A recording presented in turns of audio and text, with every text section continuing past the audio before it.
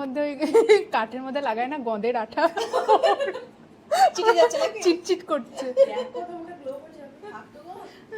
আমার এমনি গ্লো, তোর মতো না, জল খাই আমি।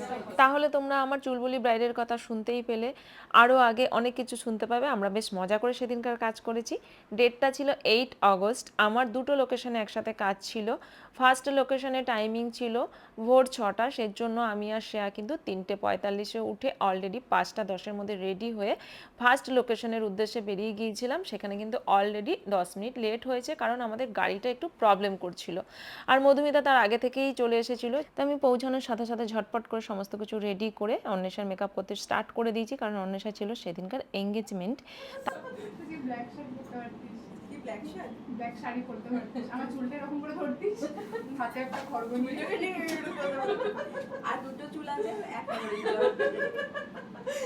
আগের দিন আমার একটা চুল ছিঁড়ে দিয়েছে, আমি বলছি দেখ টোটাল 3টে চুল ছিল, একটা ছিঁড়ে দিলি আর 2টো বেঁচে আছে। ব্রাইডের মা দেখো কি সুন্দর দেখতে, অপূর্ব সুন্দর, স্কিন দেখো চকচক করছে। এই বছরই 50, এই বছরই 50-তে পড়েছে, 50 বোঝা যাবে না। আর তোমরা বুঝতেই পারলে আমরা কাজ করতে করতে কতটা মজা করেছি। ব্রাইডের বাড়ির লোক সবাই যদি এতটা ফ্র্যাঙ্ক হয়, তাহলে তো কাজ করতে করতে মাইন্ডটা ফ্রেশ হয়ে যাবে। তাতে যদি ভোর 3টের সময় আমাদের উঠে গিয়ে কাজ করতে হয়, সেটা কিন্তু আর মনে হবে না, টায়ার্ডনেসটাও কিন্তু চলে যাবে। তা অন্বেষার সাথে সাথে ছিল ইশিকারও মেকওভার, তার সাথে ছিল গ্রুম মেকওভার। তাই 3টে মেকওভার কমপ্লিট করে আমরা কিন্তু এবার সেকেন্ড লোকেশনের উদ্দেশ্যে যাবই। তখন কিন্তু অন্বেষা ইশিকা বারবার করে বলছে দিদি একবার ভেন্যুতে যাবে, ওখানে তোমরা একটু ব্রেকফাস্ট করে নেবে। তারপরে চলে গিয়েছিলাম আমরা কিন্তু ভেন্যুতে, সেখানে ব্রেকফাস্ট করে আমরা কিন্তু সেকেন্ড লোকেশনের উদ্দেশ্যে রওনা দিয়ে দিয়েছি।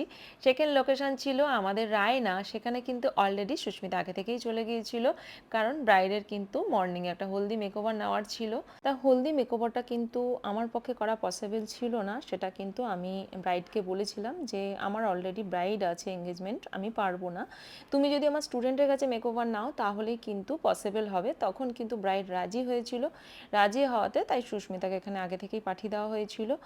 দেন আমরা পৌঁছে গিয়ে ওখানে একটু রেস্ট নিয়ে লাঞ্চ করে আমরা ব্রাইডের মেকওভার স্টার্ট করে দিয়েছিলাম। ব্রাইড যেখানে মেকওভার করেছিল সেখানে কিন্তু কোনো এসি ছিল না, ছিল প্রচণ্ড গরম।